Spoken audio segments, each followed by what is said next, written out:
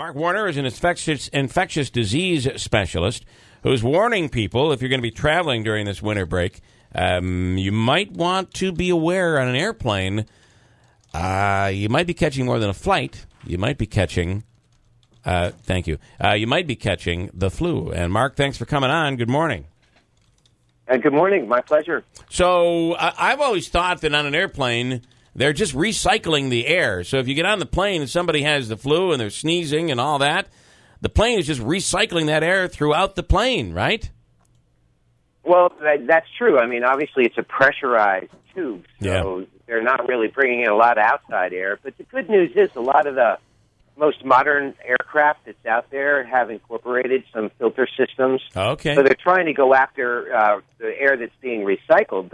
The worst part about it is when the guy a row or two behind you is sneezing and coughing and you feel it on your neck. There isn't much you can do about that. Yeah, I mean, right, you're stuck in that airplane, and depending on the duration of the flight, you're stuck for quite a while. How bad is it this year? I mean, it seems like this is the worst flu year we've had in a long time. It definitely is, but, I mean, the news really isn't that shocking. We've seen an increase in infectious diseases over the years, and part of these bacteria and viruses, part of what they do is adapt to the environment. They mutate. They try to adapt themselves so that they have a better defense against things like antibiotics and so on. So even when you and I were kids, we didn't have these kinds of outbreaks that my kids are now seeing in the news all the time. Things like Ebola and MRSA didn't even exist when we were kids, but those are things that my kids know all about, and it's scary, but it is the time. So we need to be a little... we need to be on our guard and do the right thing. And people are constantly contacting us saying, what are the best practices to clean an environment, like an airport or a regional transit? What are the best practices as a traveler? What should I be doing? Yeah. And those are the kinds of calls we get. So what should we be doing? I mean, if you have to fly on one of these airplanes, what precautions should you take? Well, I get asked a lot of times whether people ought to be wearing masks and gloves and so on, and I don't necessarily recommend that at all, primarily because most the masks that they're thinking about are not surgical masks. They're dust masks. Right. And dust masks aren't going to filter out bacteria, and nobody's walking around wearing a surgical mask. But gloves don't really work, and here's why. The glove has the opportunity to get this bacteria on the outside of the glove. And as a human being, we involuntarily touch our face over 20 times an hour. We rub our nose, we rub our eyes, we touch our mouth, and those are called portals of entry. Anything on the outside of the glove is making its way to our face, which is how it's entering our body in most cases. So what we have to do is make sure we've got the right ammunition, and the ammunition is having hand sanitizers, of course, but I always recommend that people take along their own pack of sanitizing wipes. Wipe down the kiosk before you use it. In fact, if you're going to be a good citizen, wipe it down when you're done using it, too. Right. Hit it twice. Make it safer for the next guy.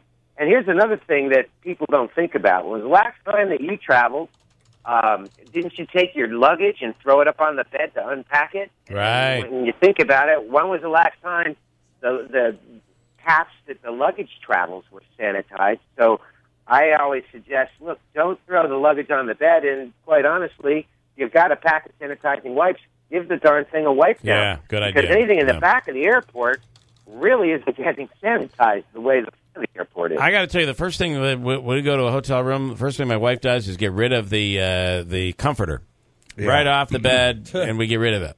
Because that comforters never get cleaned. Whereas the sheets will get cleaned, the comforters do not. I think you're right. Yeah. Another good tip is you throw the remote right in a plastic bag, right, and control it with a Ziploc bag. All right, that's a good idea. Oh, all right. idea. So you are those Clorox wipes? Are they safe? I mean, I really want to take no chances and wash my hands right off with those. Or is that dangerous? They're actually safe. I mean, the biggest danger of wipes is whether or not you have sensitivity to some of the fragrances that are used in different brands. Okay. So some people have high sensitivities to the fragrances. Those of us that don't, you could use almost any wipe. They're tested very, very thoroughly by both the EPA for their efficacy, and they're tested by the FDA to make sure that they're not going to be dangerous to an individual. Yeah. So I wouldn't be worried about it from that standpoint. For a flu or the cold, Bill was talking about like a comforter, and we're talking about maybe door handles or countertops or kiosks. Is there a difference in the shelf life of how long a cold or a flu virus lasts if you cough into a cushion versus if you cough onto a countertop, something like that? How long it's still there living and can infect you? The hard surface versus a porous surface doesn't really affect the lifespan of bacteria and viruses. What affects it more is the environment itself. Is it warm? Is it humid? Is it an area that it can thrive in? Right. So when you think about the indoor space, it's warm, and that becomes a great environment for these kinds of germs. The reality of it is that these things can last for long periods of time. Things like norovirus, we hear about that on the news. Recycling, on a surface for over a month.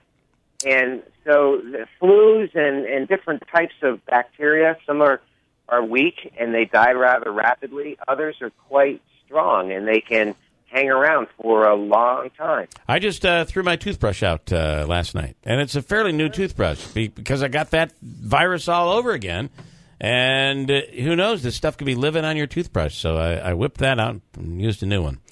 What are you going to do? All right. That's a good thing to do. Yeah, you I know do that your listeners are definitely have questions, and if they're really looking for more information, I work with the ISSA, which is the Worldwide Cleaning Industry Association, and there's a lot of specialists there, like me, that are more than happy to help people with trying to understand what they should do and shouldn't do, and we can be reached at ISSA.com.